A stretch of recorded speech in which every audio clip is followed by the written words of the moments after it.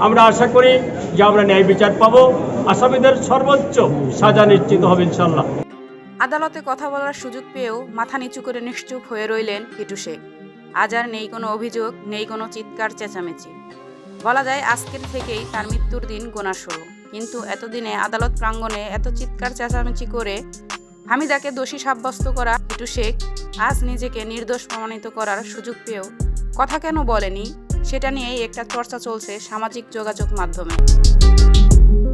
সমস্ত সাক্ষ্য গ্রহণের কার্য শেষ করে আদালত নিজেই আজ হিটু শেখকে সুযোগ দিয়েছিল তাকে নির্দোষ প্রমাণিত করার, কিন্তু হিটু শেখের মুখে আজ কোনো বাক্য উচ্চারণ হয়নি। সমস্ত সাক্ষ্য গ্রহণের কার্য শেষ করে পরীক্ষার জন্য ফের আদালতে তোলা হয়েছিল 4 আসামিকে এবং সেখানে তাদের সুযোগ দেওয়া হয়েছিল নিজেদের নির্দোষ প্রমাণ করার, কিন্তু সেখানে তারা পরিষ্কার জানিয়ে দিয়েছে এ বিষয়ে তাদের আর কিছু বলার নেই, তাদের পক্ষে কোনো সাক্ষী নেই।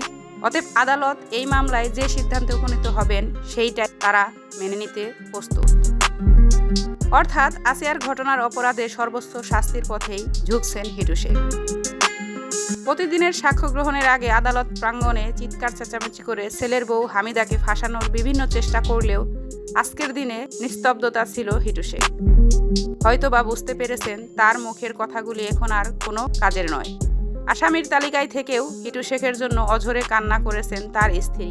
হয়তোবা তাদের জন্য জেল হাজতের আওতাভুক্ত করে শাস্তি প্রদান করবে আদালত।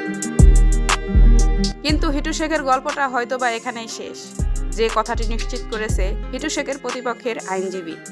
অন্যদিকে আসিয়ার মায়ের অভিযোগে শুধু হিটু শেখই নয়, তার সঙ্গে কঠিন বিচারের আওতায় আসতে পারে তার মেয়ের জামাই সজীব শেখ।